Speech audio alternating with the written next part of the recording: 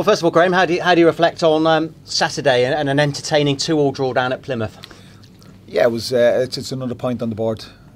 We're on 45 now. We've got another opportunity tomorrow night. Saturday, as I said on Saturday, I thought both teams had come on leaps and bounds.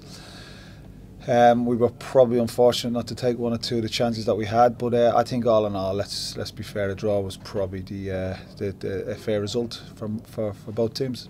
Yeah, at a very quick glance, it seemed like two mid-table teams doing battle on Saturday, but the league's so congested, isn't it, that you're still very much looking over your shoulder going into Tuesday? No, I don't look over my shoulder, and I just, as I say, and I've been quite consistent with it. I have my own little league table in there, and the players are aware of that and where we're sitting in that, and that is very, very healthy over the last 3 months. So that's the league table I tend to look at. So that's what we concentrate on, and it's what we can control, what I could control personally. So that's the reasons behind that. I don't start looking at the table that everybody else would see. Gavin Riley got your equaliser on Saturday. Is he knocking on the door going into the game on Tuesday now?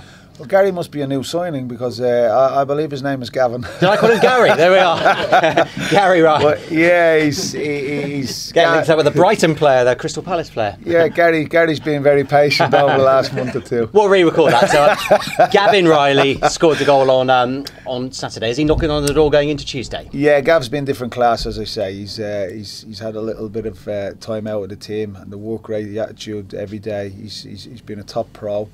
He's certainly given me something to think about. Coming on, he was an effective sub on Saturday, and that's what Gav is about, playing between the sticks. So he's been very effective. He's had a relatively decent season this season for us. He's probably wanted to play more games, knowing strikers they want to score more goals. But yeah, Gav would certainly come into me thinking, as would Jakubiak as well, who's been different class as well.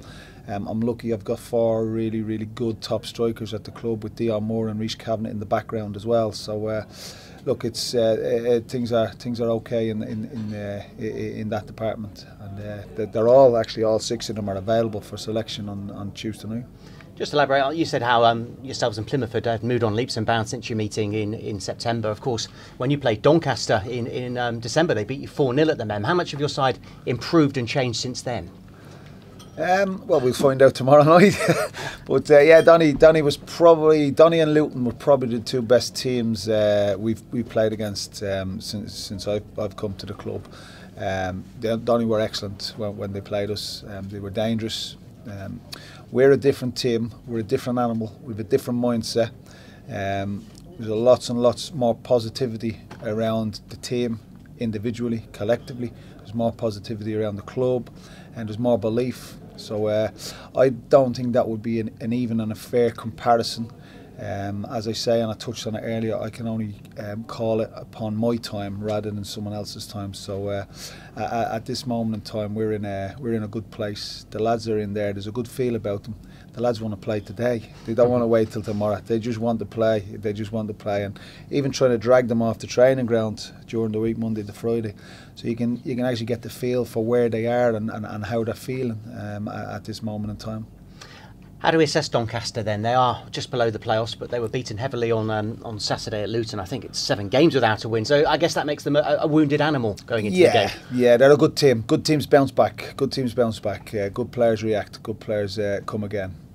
They've been beaten by, I believe, champions-elect, and rightly so, in Luton. Luton are an excellent team. They're probably the best team in the division. As I say, we've played them earlier in the season, and I thought they were excellent that day as well. But yeah, listen, to Saturday would have hurt. I know Grant, I know Cliff, both would hurt. The group of players he's got there, and ain't gonna take that. They're chasing the playoffs. They're a good team. They're very dangerous. They got one of the most admired strikers in the division in Marquez. They've got pace. They've got young Coppinger as well, who's a very, very dangerous player. So they're an excellent team. You've got a good management team, a lovely club. So they certainly won't be lying down and rolling over, rest assured. And just finally, you're going to the rest of the season without Sam Matthews. He's gone out on loan. Is the door still open for Sam the summer and beyond?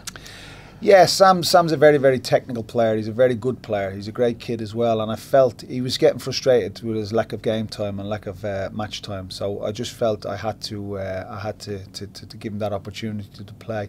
Like I say, the ball is in the players' court. If they want to go out on loan and they want to apply their trade elsewhere, I can't really stop that. I don't want to have unhappy players, and Sam was a little bit frustrated and unhappy with the game time he was getting. I've gone a little bit more robust, a little bit stronger, a little bit bigger, a little bit more muscle over brawn, if you like, if we can use that terminology. So yeah, Sam was extremely frustrated with his lack of game time, and it was understandable, because at this club we want players who want to play, not players who just want to sit around and pick up the money. And Sammy certainly ain't one of them. He's a player who wants to play. Safe trip. Thank you. Lovely. Thanks very much.